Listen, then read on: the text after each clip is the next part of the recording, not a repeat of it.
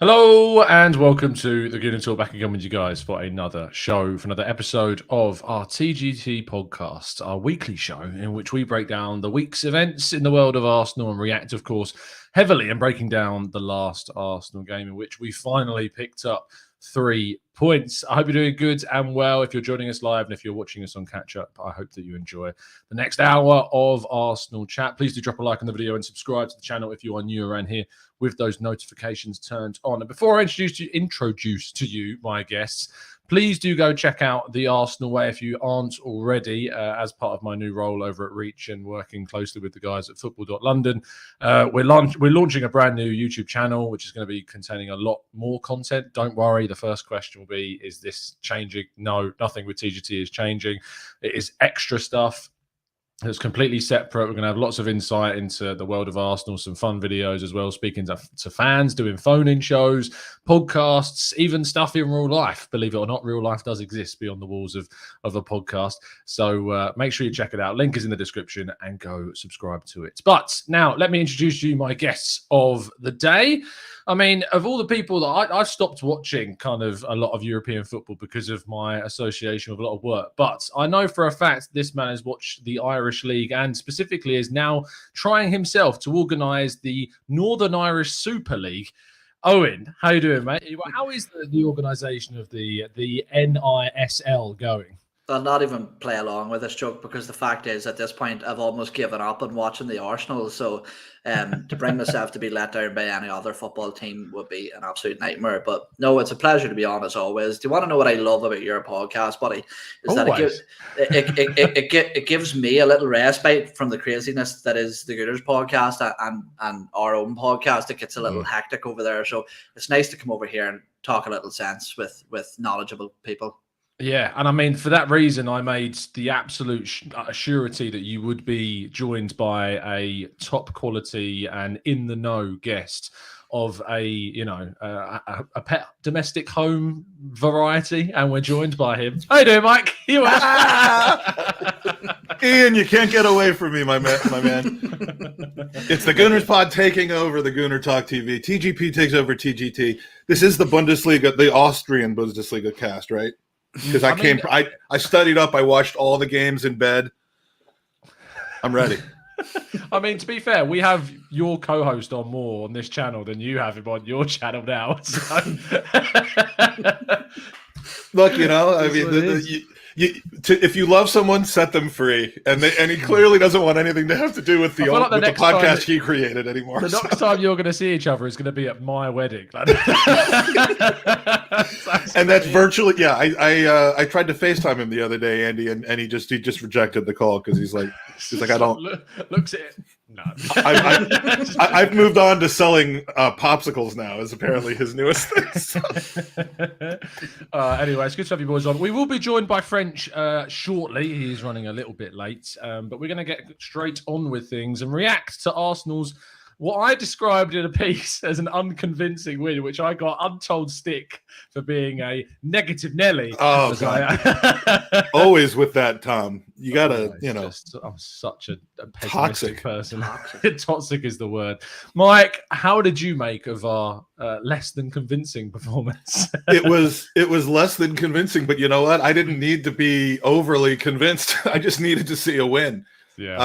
Owen and I actually watched the game together, which was kind of nice. I won't go any further into what we did than that, but it just the bar has been very low at this point. Let's put it that way. And I don't mean the bar that I was sitting at when I was watching the game. I mean the bar of Arsenal success. So any win was going to be fine with me. The confidence is at an all-time low, both from fans and apparently from players. And we just needed to be able to see that the team could get something done in a game where we would have fully expected to win no matter what against a team like Norwich. But those are the games that we've kind of stuck our foot in our mouths in previous years, haven't gotten it done. And so globally, as I look at, Arsenal overall, am I thinking that everything's fine and that we're back to, whatever it was that we are thinking that we can get back to? No. But, if you saw our podcast afterwards and and the post game show that we did. I mean, I'm happy in the moment. Now that we're a couple of days away from it, you can start looking at some of the things and saying, this is what we need to improve upon at Burnley. If we don't, we're going to set ourselves up for, being right back where we were before after a miserable game against Spurs a week later. So we have to build on this. And what we do next week, I think, is going to tell us whether this is a trend or whether this was just a one-off, like West Brom's B team against a team that really had no business playing in the Premier League. I love the fact that game enabled Aubameyang to now be as a striker. It's described as having more goals this season than both Ronaldo and Lukaku. I mean, it's just the truth. It's fact. You can't disagree with it. It's just the situation that we find ourselves in. It is. There's no nuance or context to that whatsoever. It's just it is what it is. No, there isn't. Owen, obviously, your raw reactions to the game. Are you as relieved as Mike to get the 3 points under our belt? I think it was. I seen a. You sounded different. Are you not? You're not pleased? No, I am absolutely. I am pleased. But I seen a comment. I think it was under the Arscast that was released earlier, and it was somebody said that this looked like what it was. It was 20th against 19th place, and that is essentially what it looked like. There was some improvements tactically that I'd seen, but I also mentioned on our podcast afterwards that my concern would be the reason that I'm sort of putting my foot in the brake and just waiting to see how this pans out is simply because I think that naturally, if you replace personnel with higher quality players, if you replace players on a weekly, like from what we've seen last time, to seeing Ben White and Gabriel coming in, Lukonga back into the midfield, I think that you're naturally going to see improvement in performance because the quality of the individuals are better.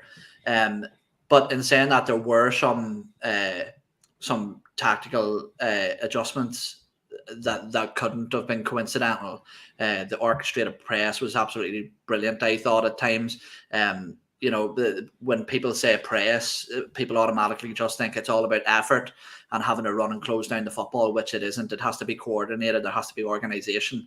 And to me, that was quite obvious that had happened, the high line being played. But all little things that we can dive into more detail later. But look, like I said, I'm not getting carried away. My stance hasn't changed on the fact that I think that Mikel Arteta probably eventually won't be the right man for the job. But as Mike said, if you support a football team and you can't be happy after a victory, I don't know what you're supporting them for. And for me, what this this was is that there's a thing in boxing. A lot of the time you see if even one of the most famous boxers in the world come off a loss, they often go and have quite an easy fight as a tune-up fight just to get the confidence back. And for me, just to break that duck and get that monkey off her back thanks, Mike. Double. Yeah, double bell. I'm not so sure about the second one, but I gave it to you. But just to get that over us, to get that pressure off, I think that's the reason you were seeing you were seeing the nerves. And the last point I'll make is it's really funny. And I'm sorry for using fight analogies so much here, okay? But at least they're not like construction analogies like we normally get. Yeah, I'm moving on, man. I got enough of a ripping for that. But no, like when I watch, say, Conor McGregor fight in the UFC in the early days, I always used to panic and always used to have anxiety watching because the circumstances of a mistake, the implications of making a mistake were so high. All it took was one punch to knock him out. And for me, I had the same thing with Arsenal, where during the match, my anxiety levels were through the roof. But after rewatching it back, we were relatively in control for the majority of the game, as much as you possibly can be. I think. You think? Look, the goal we scored was not particularly impressive, although the pass that led to it was.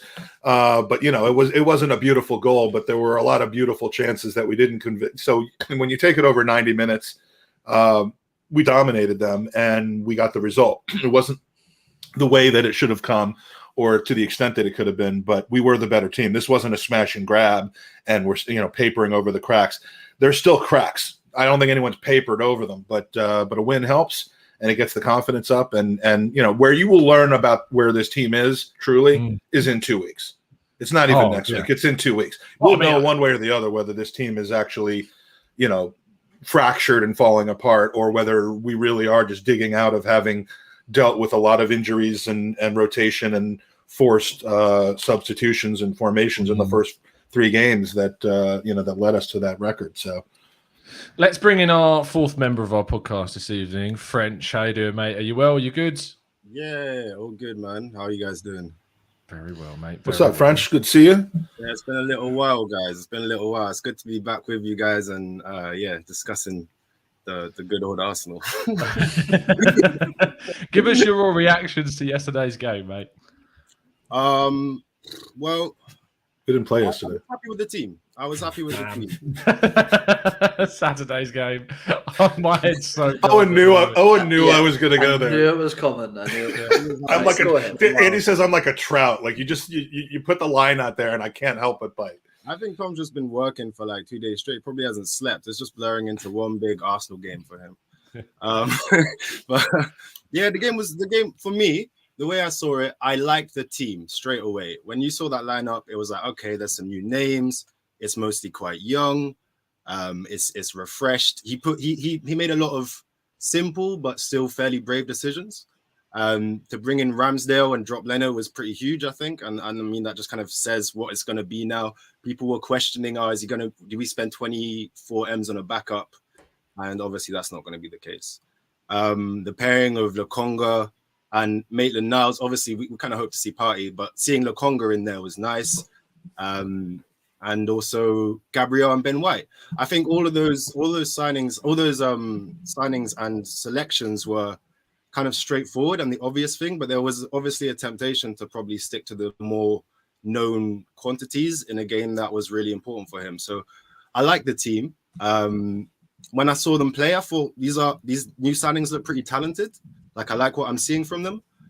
But the kind of overriding thing for at least the first like maybe hour or so for me was we looked good at first, created a few chances, didn't score, and it looked very kind of what we've been used to seeing, which is we start well, we kind of get deflated a little bit, the other team get into the game, and it's like, right, all of these like nice little actions and these good ball progressions and everything, actually, they're not really resulting in a great deal of clear-cut chances or shots on goal at first. And I think that changed when we saw more players come in like Partey and ESR. But at first, I was just like, we've got our players back and we're still just putting in crosses. So I wasn't really impressed with the tactics.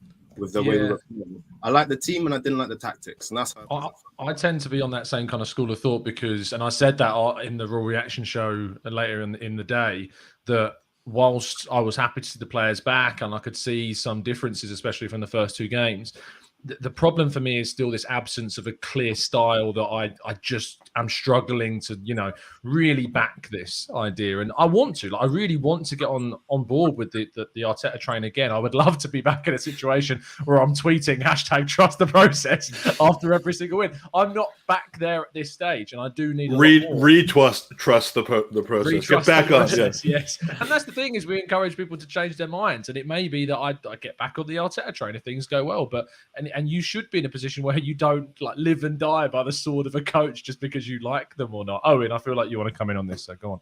Oh, no, I just thought it was funny that you actually let Mike get away with saying we trust the process. It was like something out of the Looney Tunes there. But no, look. Take that, you trout. Anyway, yeah. No, what I was going to say is that I like you. Look, you know me. I never hold back on my opinions of the manager and the lack of style that we've seen over the past 18 months.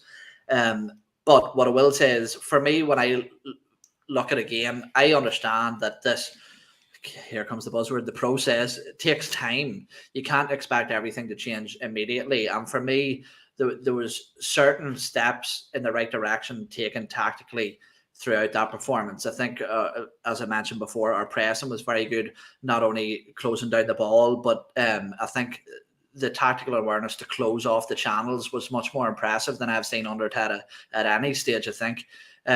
I think as well the high line, but that's again down to personnel.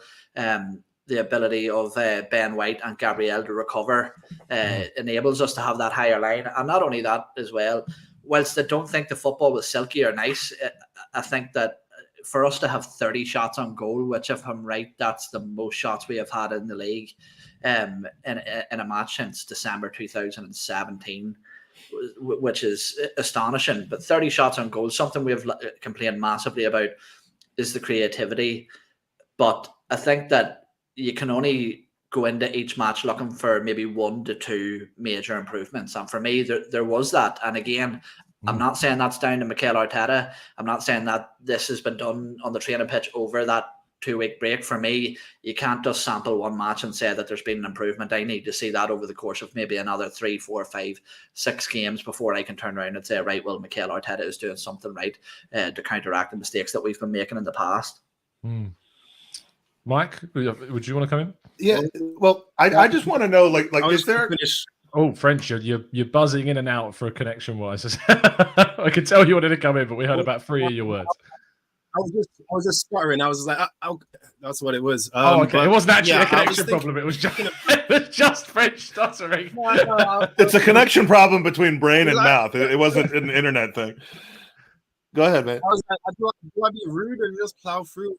I went to finish my thoughts on the reaction, because at the end of the day, a win changes a lot, and that's how I was feeling in the first kind of 60 minutes of the game.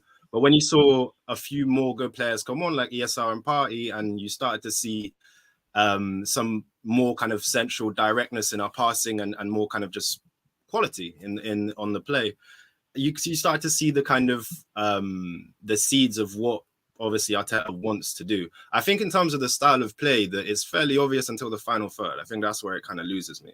In terms of the build-up, we're quite consistent in Tierney going forward, and our right back, whoever it is, drops in, and we kind of have a free, and then, we build up with the 5 and then 5 behind, and it's with a kind of a lopsided attack on the left, and I think that works until we get to the end. And I think in terms of XG overall, at the end of the match, it looked good. Like I said, there was a lot of good chances that we made, even if we didn't really convert them. So it's like a state of apprehension for me at this point. At first, I was just like, okay, it's the same old thing. And then I started to see, like you said, the better quality defenders means that we can be a bit more expansive and not be so worried about getting countered. We were fairly solid defensively, despite it didn't really feel that way. So it's kind of like, like we said, what's going to happen next? What's the Arsenal that we're going to see? Is it going to be a run of games that we can string a few wins together? Because that's ultimately what he needs to do to get any kind of faithful confidence. But at the moment, there's a bit of apprehension. Like, I'm waiting to see what happens next. Well, I think we've seen now that the quality of player makes a big difference. We saw what improved personnel and higher skilled players are capable of doing versus what we put out there in the first 3 games of the season. I mean, I hate that that we're constantly short in the first 2 or 3 games of the season, whether it's because of transfer window or because of injuries or COVID or whatever the reason ends up being. But it always seems that we're dealing with that. But you can't argue that when Partey's on the pitch instead of Xhaka, when Lokonga's on there instead of El Neni, I mean, when White and Gabriel, which is a partnership that I think is really, really going to be something special, are on there instead of Holding and Mari or Chambers and Mari, whatever it is, we're going to see a better play. So my question, though, is where did trust the process actually start? Like, what is the origin story of that? That's like the chicken and the egg. Did it start from the club? Did it start from the club, or did it start from people basically taunting the club? I mean, because a process, that was a mistake if it came from the club, because a process will always be criticized the moment that it doesn't seem to work, and then it's hard to actually to promote that as being a process on a week-to-week basis. So where did that, Tom, do you know where that started? Did it come from the club, or did it come from you?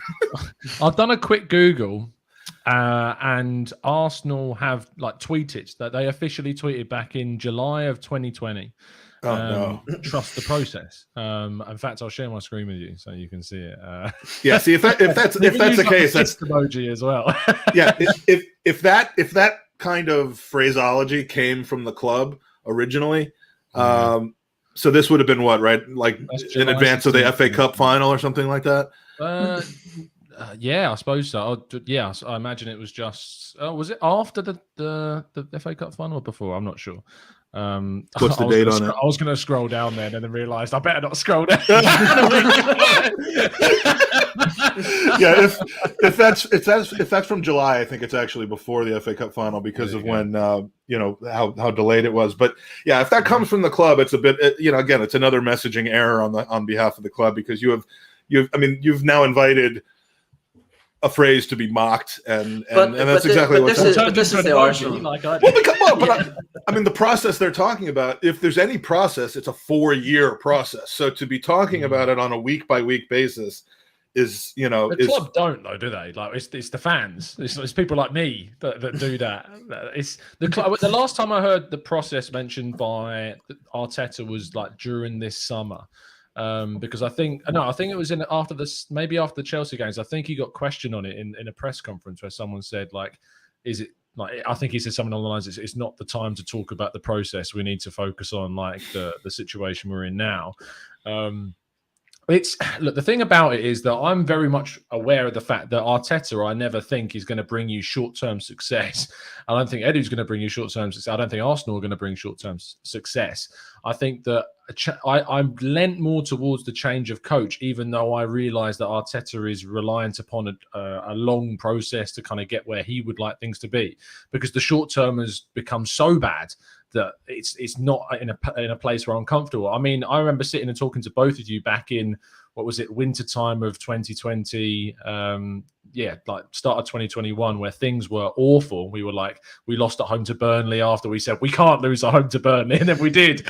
And like that period was the lowest, the low. And I was still keeping the faith, I think mostly blindly. But now it's got to the end of last season where things changed with the Villarreal elimination to Unai Emery of all people. And in that moment, that changed everything. But for me now, it's we move on from this. We broke down the game quite a lot in the Raw Reaction show. So we tend to kind of look forward with these podcasts and talk about kind of where and what we've seen can help us to that next level. And Owen, you mentioned kind of having the players back from injury, having Tomiyasu coming in, these additions. I mean, Lokonga had to go off, as did Tomiyasu, because both of them weren't yet fully fit. I think Lokonga had half a training session. Tomiyasu had a day and a half. If that's what we've seen from them, we can surely expect, based on that evidence, a big step up then to the next weekend game.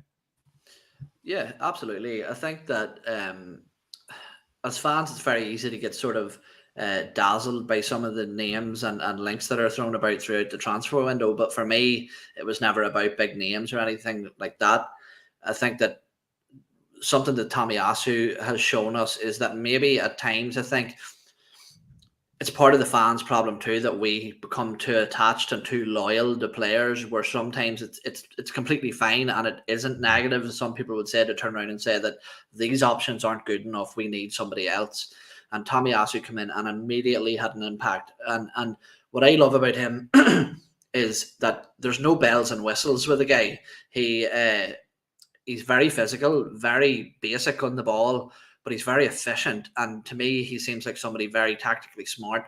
I had some concerns as to how long it would take Tomiyasu to adapt to the Premier League, simply because Serie A is a much more low-intensity league. It's less physical than the Premier League.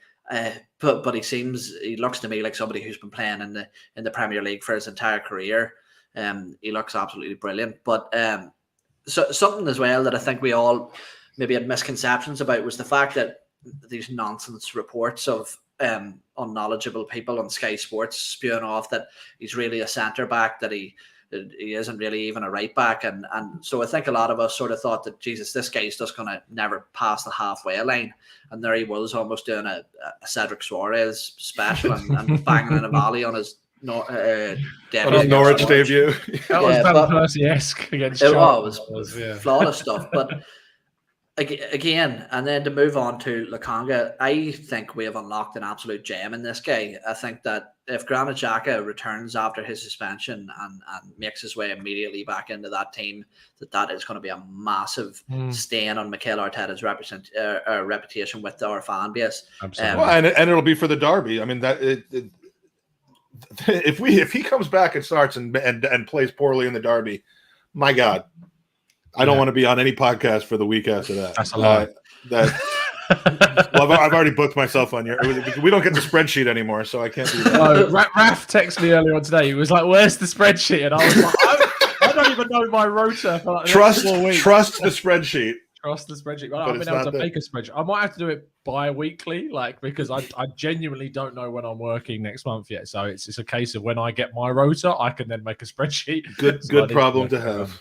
Yeah, being too busy is the problem. Mike Hernandez says the open mic pod would be great that day. If you aren't already tuning in after the shows, both Mike and Owen run a open mic phone in, if you like, is another name for it, where you can actually, show up on the show and have your words spoken in your anger and your frustration or your delight, depending upon the result. Or, even if it's a loss, some people like to be delighted with that. So you never know, you might be able to get on there too.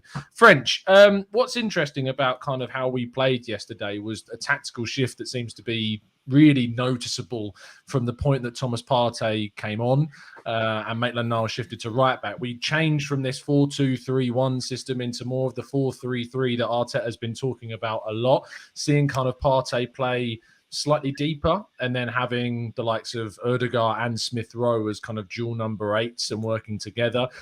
Do you have faith that that's kind of something that can be utilised in the long term, or does you think just Partey being there or Lokonga, whoever he chooses to go with, would leave us more exposed? I think it's like a tool for the job, right? It's pretty clear that this manager, I think, doesn't have one formation that he just only uses. He hasn't made the best selection with them, but I think sometimes it's good to go to a 3 at the back if you're facing like a Chelsea. Sometimes it's going to be important to have that kind of solidity in the midfield, to have the double pivot with a team like maybe with City, for example, where they're going to try and just play around the middle and you don't really want to give them that space. And then when you're playing against your Norwiches and you play against your teams that might play a little bit of football, but you feel quite confident that you can outplay them, go for the 4-3-3. Make sure you can get one more player kind of going forward. And I think Partey is someone that he's able to do both, isn't he? I mean, even though he was a bit deeper, he still provided, that splitting pass through to Saka, which led to the goal eventually. So I think we're well set up to be able to use a few different formations. I think with the 4-2-3-1 will probably be what we'll see the most often. But I think the 4-3-3 is a good tool to switch to. It was nice to see, because I think the main question for me really is, can he get us attacking properly? Can he coach an attack, so to speak? It's been the question for a little while, and now that he's got the players in and we're starting to see a little bit more fluidity, I think the link up between ESR and Pepe is really interesting. I think that's one to watch. It kind of jumped off the screen for me even in preseason, and I think at the end of last season they started to play together a bit more. And they're both just really technical players. They both ESR can play other side, but on that right side, he links up really well with whoever's there. And I think Pepe needs that kind of wall, that kind of quick pass back and forth, so he can do things quickly without having to think too much, without having too much time on the ball. And it's the main question for me going forward is, can Arteta get this attack working properly? See just on that, sorry, just to add with the 4-3-3. It's fine. I wasn't apologizing to you, Tom. I was apologizing to French. Sorry, French. No, but what I was going to say is that the 4-2-3-1, while it's probably the most robust and most simple system that you can play in football, I think that what it does is, I think it also encourages a negative approach to the game if you're not careful with it. I think that when you have a sole striker up front who isn't really physically able to hold the ball up and bring those wide players into play, well, those wide players are going to naturally look for other bodies, other players to link up with, and they often come from the two deep line centre midfielders. And I think that is slightly I think that the 4-2-3-1, whilst it isn't the system's fault, but it sort of is, it encourages to consistently play out wide and for the wingers to have to come too deep to receive the ball if you don't have that sort of hold up player playing up front, which we seemingly don't.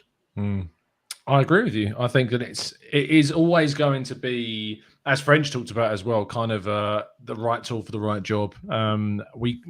We need to be more offensive against sides like Norwich. We need to look to dominate those games. And if you want to play with a pivot of two number 8s, like a Smith Rowe and Ødegaard together, and play someone in behind them, that's fine. I'd rather see Partey positioned slightly further advanced, because I think, and we've probably all seen the video now of the goal that we scored, and somehow Pepe got the ball across. But prior to that move, the pass from Partey from the left-hand side, I think it was into Bukayo Saka, was so crucial to that move. And that type of pass has been lacking from our team for so long without Partey being there.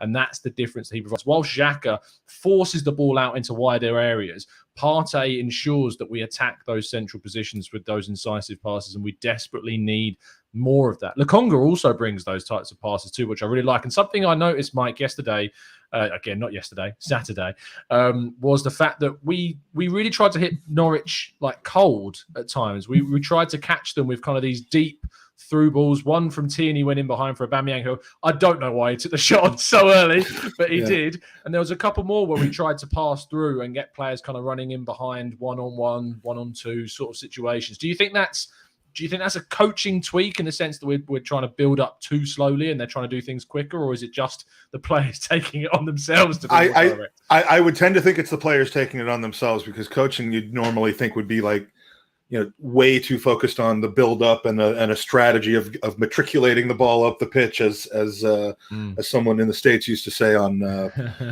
for American football. I don't know what even that's supposed to mean, but yeah, I mean, I think that's a player's vision thing, where some players have that vision, others don't. But it's funny that you asked me that question, because I was literally, with all this 4-2-3-1 and 4-3-3 thing, I mean, God knows that's not my expertise. I see us give up a lot of goals where the other team's goalkeeper just punts the ball really far, it goes over our head, and the striker scores. So I think that's what we need to do, just the old Route 1 stuff. Forget all this strategic formation, just put everyone in the middle and then just boot it. But that's actually a really good point, Mike, because in a lot of ways, I think a lot of the time we get sucked into this thing of systems and tactics and formations, when really, when you strip football down to its bare bones, it's very simple. If you have 11 players on the pitch, if more of your players are winning their personal battles against their opposite number, then you're probably going to do better and win the game. And for me, that's what we did better. It's that Tomiyasu outperformed his opponent. Our defenders handled Pookie. It's very simple. It goes down to individual battles that accumulate to make a team's performance good or bad. And for me, that was the difference this time. The intensity was better. The performances were better. Yeah, I mean, I use tactical idiocy as I use tactical idiocy as kind of a support mechanism, because I really don't know the game in as much detail as the vast majority of people that that I'm on podcasts with. But I like the fact that it isn't always about that. It's just about the feel and the vision. And we can't be a team that has to we've always been accused of trying to walk the ball into the net. We tend to try to do that in the middle third of the pitch as well now. We try to walk the ball into the final third. And sometimes you just got to really just see an opportunity and take it, even if it doesn't fit the mold of what you're trying to do on the training pitch. I was going to say, and I know I don't want to take it to too high, like kind of tactical level, but I think the main difference that we did in the last game was we did one of those things where the ball kind of goes into the net thing. I think like a go out. I don't know. I think do more of those. Yeah, that I can understand. That noise where it hits the net, like that. I long for that noise. I've waited so long to hear that. But you hit the nail on the head there, Tom, which is that we haven't progressed the ball quick enough through midfield, and what I really loved, and this was from the back to the front, the three people I would pick out in particular were Ben White, Lokonga, and Martin Odegaard. And I think what they did was, so often we see Arsenal, that's the easy pass. He is in an open position. He's the most open player, so I'm going to pass the ball to him.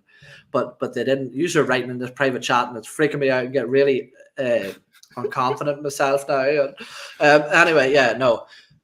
We weren't playing the right pass or the most simple pass all of the time. We were taking risks, and football is a game where you have to take a risk to get the rewards. Games are won on moments where you don't take the easy option.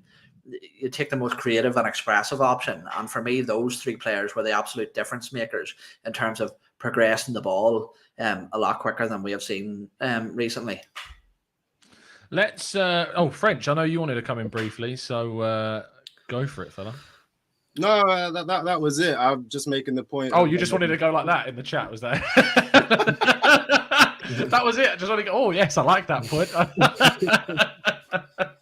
Talk to me, French, is lastly, before we go into the questions in the chat box, because I know that we've got about 20 minutes or so left. So if you have got a question, guys, throw it into the chat box. Use the capital Q to help them stand out, and we'll go through as many as possible. The main kind of thing we haven't really talked about is another new addition to the side, who was Aaron Ramsdale. Started over Leno.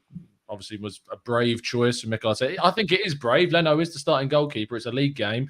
9 goals conceded in 3 matches, bottom of the table, changing goalkeeper to the guy that you signed for £24 million and you specifically pushed for us to sign, and how correct he was in that decision. And are you confident in seeing Ramsdale as our number 1 going forwards? I mean, it was a great start for him. He didn't have to do too much. I think there was a couple of shots, maybe 1 shot on target that he saved. Commanded the box pretty well. It was nice to just see him just yell a lot and tell people what to do. You know, it's kind of like a simple soft factor, but it's always nice to see a keeper who's able to command his box. And some of the passes that he was making, I think they were mostly very simple short passes. He made a few deeper into the field, and he just looked quite confident, quite happy to be there. You could tell that a lot of people who were really hating on the move are probably turning around a little bit because he's quite a likable character as well. Whether or not confident seeing him go forward, we really haven't seen enough of him under pressure to say, but I like him and I'm happy with the change. I do think that Leno was really good when he first came, when he was facing 30 shots a game under Emery. It seemed like maybe he's one of those kind of keepers who needs to be busy. I don't know, that when he has a bit less to do, maybe he's a bit more prone to an error. He was really good for us, and I'm seeing a lot of people like kind of dunk on him and just slander him as a way of propping up Ramsdale, which I don't really think is necessary. He did a lot of really good stuff for us, made some incredible saves, but for me, I'm happy to see a new face in there. I do think it was time to move on from him.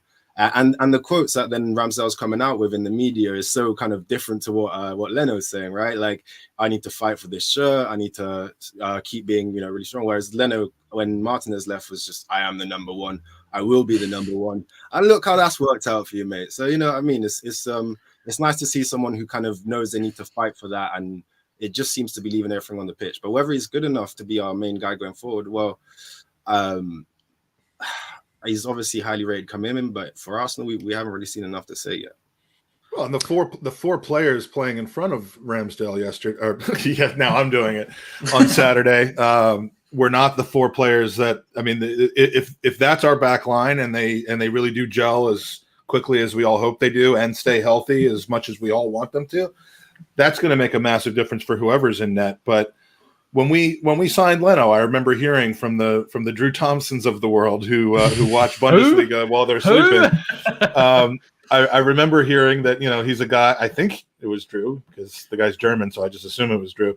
That the guy is a great shot stopper, but the more time he has to think of something, the more mistake prone he is, and that's exactly what we've seen from him for 3 seasons now.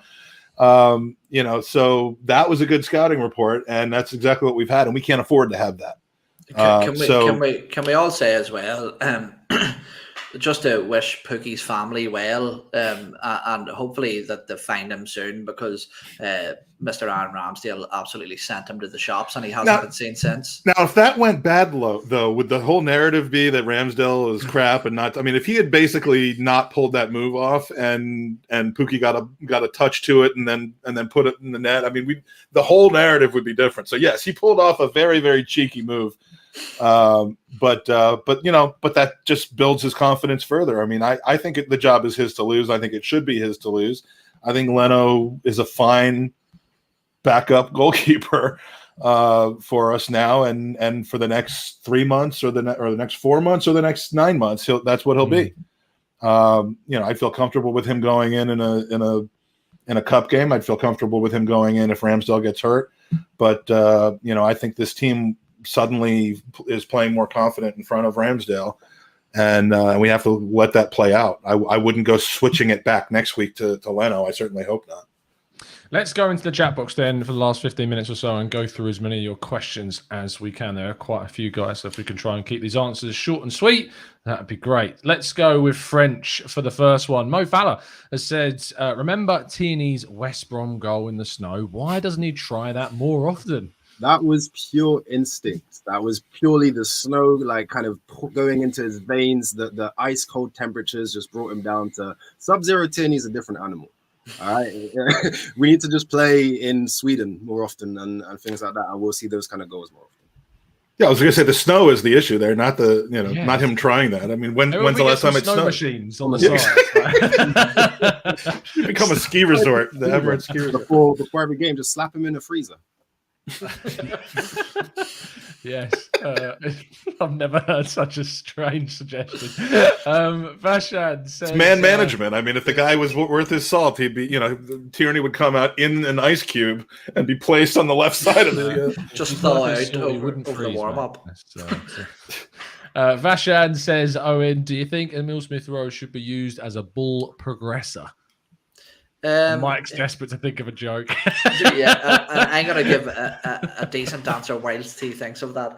I think of Emil Smith Rowe in the sort of Jack Grealish mold more than a look at him in like the Martin Odegaard role, where to me he isn't that much of a sophisticated passer that's going to split the lines on a regular basis. But for me, he's somebody who will pick the ball up, drive at people, cause mistakes, and really force his way into the box. That for me, that's the type of player he is. I think that Emil Smith Rowe's future will lie in a wide position, on whatever side that is. I'm not sure, but for me, I don't think he has the attributes to play that number 10 position. Ironically, as he got that number, and I don't think that he has the physical capabilities to play in that number 8 role either, unless, as you say, it's in 2 number 8s ahead of a number 6. But if he's, I'm not sure he's well suited to play at the base of a midfield.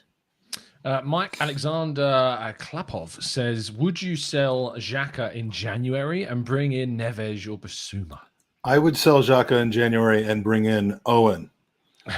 I mean, I would just sell Xhaka in January. I mean, bringing in Neves and Basuma would be a wonderful bonus, but it's like, would you move in with a supermodel and have other supermodels come to the house to visit sometimes? I mean, like, the answer is yes. Fair enough. Venkatesh has asked French, what's your view on those people who say we shouldn't judge Pepe on his 72 million price tag and then criticize Ben White and Ramsdale even when they haven't played a single game for us? By the way, what's your view on Pepe? This is such a specific question. It's like someone's Venkatesh, you've been in a Twitter beef, haven't you? Like, he's going to clip this and send it over to the person, unless what you say, French, goes completely against what he's been arguing. Right. His future is in your hands right now, Fred. Deconstruct this question. I first of all agree that we shouldn't judge a player by their price tag. They don't pick it. It's not even what they earn. That's down to the clubs. Venkatesh is smiling now. And I mean, in this specific argument, whoever done that is an idiot. Obviously, that's hypocritical. But generally speaking, you should be ashamed of themselves. What if it's him? What if it's him? No, because he said those people who say that. So those I think people. Right. Yeah, who are these people? Like my friend has an STD. Maybe it's like one of those. But no, it is like those people, those idiots over there say that. I don't know who they are. But, I thought the most disgusting reference on this podcast would not come from me. No. It's been a while, guys. We haven't spoken in a while, have we? Go ahead. I'm trying to think of a sensible thing for STD now. What could it stand for? I wonder what it could stand for. I don't think we should judge any players by their price tag. Let them judge them by their performances. I think if Pepe had cost like 30 million, everyone would say, "Yo, this guy is pretty good." But because he cost 72, he's always going to be judged by that higher expectation. What I think about him, I think he's our most threatening goal scorer outside of our strikers. I think in the game against Norwich, even though he had a lot of bad touches, he was very frustrating to watch. He was so consistently threatening and penetrating the opposition. So, yeah, I think it's up to the system for me. It's up to Arteta to a degree to be able to get him closer to goal where I think he's most effective. I don't think we want to see him trying to build up play. I think we want to see him in and around the box because that's where he's devastating. Good stuff. Try and get in your Arsenal podcast name suggestions that would work with the acronym STD as quick as you can. Sire says, Owen, word is marquee centre midfielder and centre forward are next. Who would your two be? Right. Okay. So really, I have absolutely. We're in September, man. I know, yeah, man. I've just got over this nonsense, but I'll jump back into it anyway. But I really don't understand why we didn't go for Yves Bissouma. I really, really don't. I think he is exactly what we need at Arsenal. And the fact that he was so available, if we believe what we're led to believe, and the fact that we had bids rejected for Locatelli as well, meant that the money was there. Why they didn't go for him, I'm not sure. So that would be my number one pick for central midfield. Centre forward, I'm actually going to suggest someone that you suggested originally, and originally I wasn't really that up for it. I didn't really like the suggestion. I didn't think it would be a great fit, but the more I look at him, the more I've watched him, the more I've seen him develop, is Dominic Calvert-Lewin. I think it would be costly, but somebody like that, I think he fits the process that we're trying to adhere to. Let's jump to a bit of a left field question from Liam Costello, Mike, who says, "Hi gents, do we think that Bayern Munich are a better side than any of United, Chelsea, City and Liverpool?" I think they might be better than Liverpool, but not the other three. No. I'm going to let somebody else jump in because I'm only after answering a question. But the last two Champions League finals have been played, haven't they? By Chelsea and City and then the other one was Bayern and PSG. And Liverpool, right? But that's two. Bayern were in the other one. Didn't Bayern beat PSG? Listen, it's 2 out of the last 3 have been. I think we. And the other one was won by Bayern Munich. The question is: are Bayern better than any one of those 4? Just one of those? No, not now. French? No. What do you think? Sorry. I think Hansi Flick made that team incredible.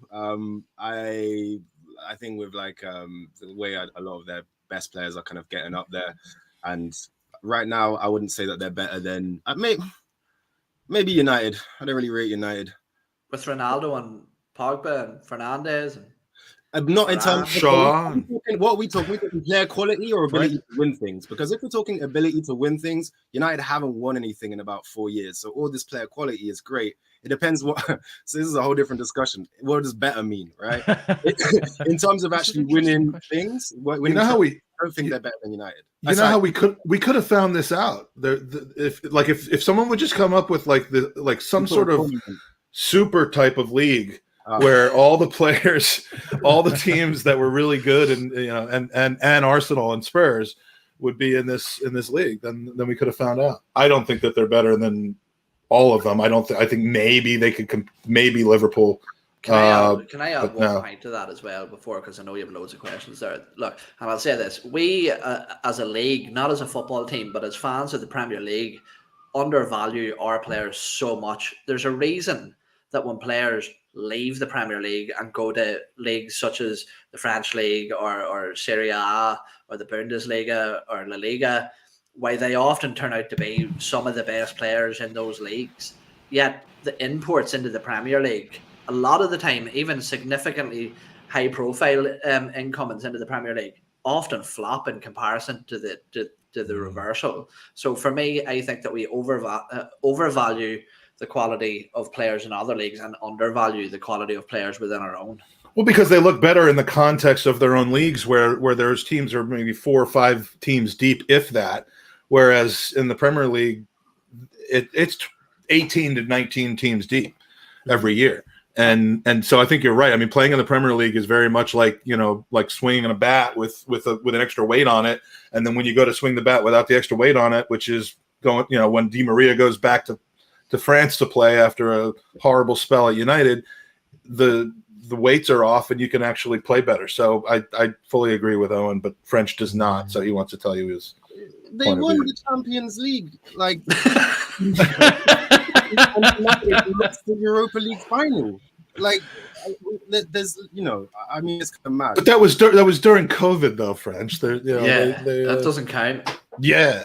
Anyway, that was purely. I think it's a good question. It's not as out of left field as being ridiculous as like Owen is making it Venkatesh to. earlier on. That question was purely to win an solve an argument. That's all that it was, and we're more than happy to oblige. It's the new Twitter poll. It's just asking a user question in Tom's podcast. It's the new section of the podcast. Come to the podcast with your grievances of Twitter feuds, and we will settle them for you.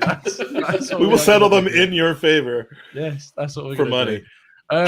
We are going to reluctantly wrap things up there. I know there's a lot of questions, guys. Unfortunately, we have run out of time this evening. But if you are not bored of my face somehow, you can continue to watch my thoughts over at the Arsenal Lounge starting at 8 o'clock. I'm going to take a second to thank my amazing panel chat box. If you could show Owen and Mike and French some love in the chat, we really would appreciate that. Make sure you go and check them out wherever they may be. They're going to tell you where they are right now. Well, not physically, of course. But Owen, I was about to say, how have you been?